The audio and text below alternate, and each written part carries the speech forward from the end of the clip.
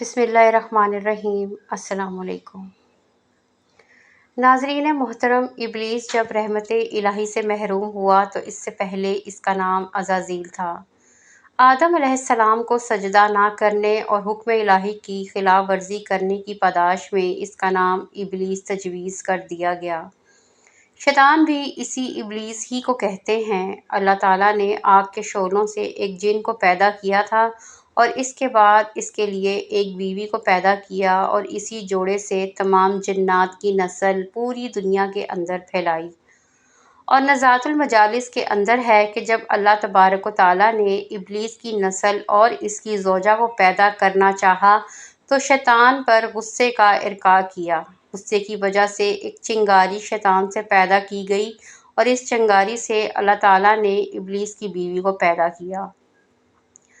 ناظرین محترم، جتنے انسان پیدا ہوتے ہیں اتنے ہی جنات بھی پیدا ہوتے ہیں۔ روایت ہے کہ اللہ تبارک و تعالیٰ نے ابلیس سے فرمایا تھا کہ جتنی اولاد آدم علیہ السلام کی پیدا کروں گا اتنی اولاد تیری پیدا کروں گا۔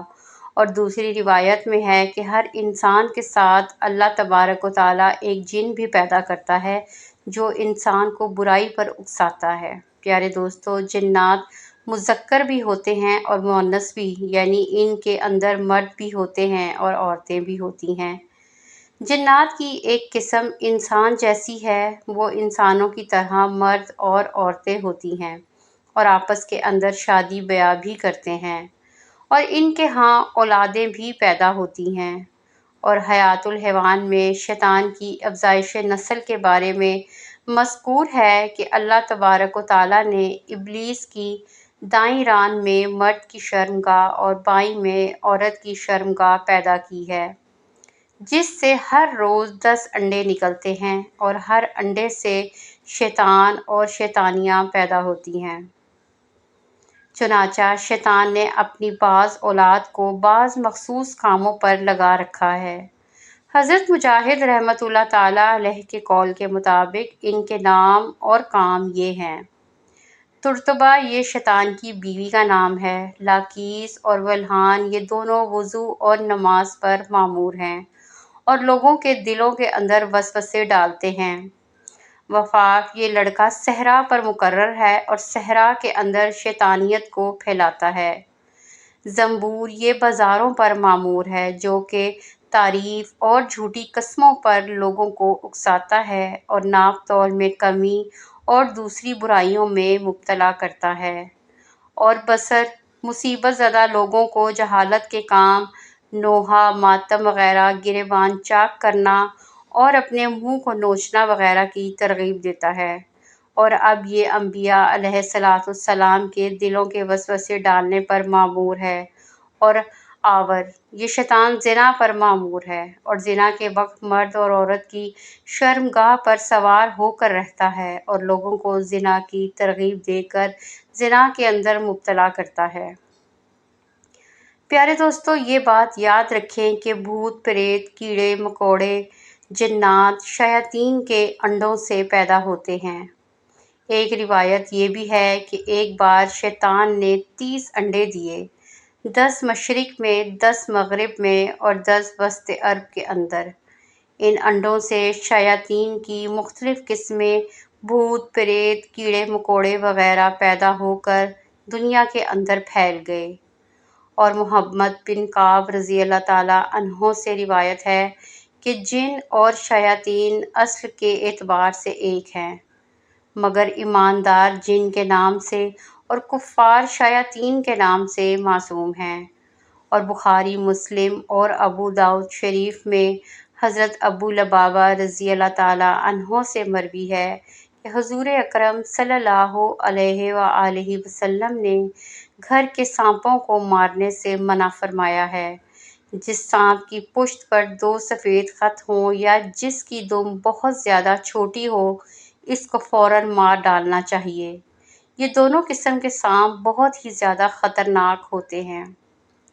ناظرین محترم، یہ بات بھی یاد رکھیں کہ شیاطین کے لشکر کیونکہ 24 گھنٹے انسان کو گمراہ اور اغوا کرنے کی تاب میں لگے رہتے ہیں، اس لیے شیاطین کی مدافع سے ایک آنکھ بھی غفلت انتہائی نقصان دہ ہے۔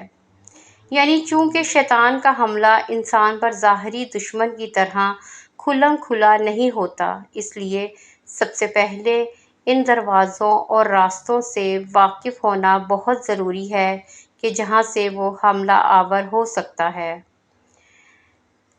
یوں تو انسان کے دل میں شیطان کے لیے بہت سے دروازے ہیں، مگر پھر بھی ان میں سے چند ایک یہ ہیں: حسد اور حرص، کینہ، بغض اور شہوت، اور بسیار خوری، سامان، زیب و زینت۔ چنانچہ اگر شیطان کسی کے دل میں مکان، لباس اور گھر کے ساز و سامان کی محبت دیکھتا ہے تو وہ انسان کے دل میں ان چیزوں کی محبت کے انڈے دے دیتا ہے، اور ان انڈوں سے جب بچے نکل آتے ہیں تو مکان کی تعمیر کرنے، مکان کی آرائش کی دھن میں لگ جاتا ہے، یہاں تک کہ اسی حالت کے اندر اسے موت آ پکڑتی ہے۔ یہ وہ بڑے بڑے شیطان کے دروازے ہیں کہ جن کے ذریعے سے شیطان انسان کے دلوں کو اپنے قبضے کے اندر کرتا ہے، اور یوں انسان کے اندر بغض و عداوت پیدا کر کے لڑائی جھگڑے کرواتا ہے اور انسان کو حرام کاری کے اندر مبتلا کرتا ہے۔ پیارے دوستو، یہ بات بھی یاد رکھیں کہ شیطان اسی وقت دل میں وسوسہ ڈالتا ہے جب وہ ذکر الہی سے غافل ہو۔ اگر قلب ذکر اللہ کی طرف راغب ہے تو شیطان کو وسوسہ ڈالنے کا موقع نہیں ملتا اور وہ وہاں سے چل دیتا ہے۔ اس وقت فرشتہ مداخلت کرتا ہے، غرض شیاطین اور فرشتوں کے لشکروں میں ہر وقت کشمکش رہتی ہے۔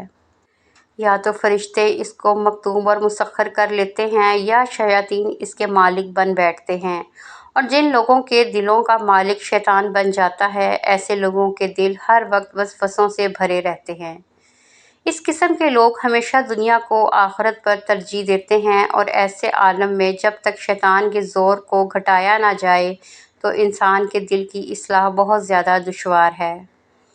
ناظرین محترم، انسان کے قلب پر جو بھی خطرات یا شیطانی وساوس گزرتے ہیں وہ تین قسم کے ہوتے ہیں۔ ایک وہ جو انسان کو نیکی پر آمادہ کرتے ہیں، ایسے خطرات یقیناً الہام یعنی من جانب الہی ہوتے ہیں، اور دوسرے وہ جو انسان کو برائی پر اکساتے ہیں، ایسے خطرات اور وسوسے یقیناً شیطان کی طرف سے ہوتے ہیں۔ اور تیسری قسم ان خطرات کی ہے کہ جن کے متعلق یہ معلوم نہیں ہو پاتا کہ وہ فرشتے کی طرف سے ہے یا پھر شیطان کی طرف سے۔ ایسے خطرات پہ انسان کو بڑا دھوکہ ہوتا ہے۔ ان خطرات میں نیک و بد کی تمیز بہت زیادہ دشوار ہوتی ہے۔ تو یہ تھی ہماری آج کی ویڈیو۔ اگر آپ کو آج کی ویڈیو پسند آئی ہو تو چینل کو لائک، سبسکرائب کرنا نہ بھولیں، اور کمنٹ باکس میں اللہ تعالیٰ کے 99 ناموں میں سے ایک نام ضرور ٹائپ کیجیے۔ ملتے ہیں اگلی ویڈیو میں، تب تک کے لیے اجازت دیں۔ اللہ حافظ۔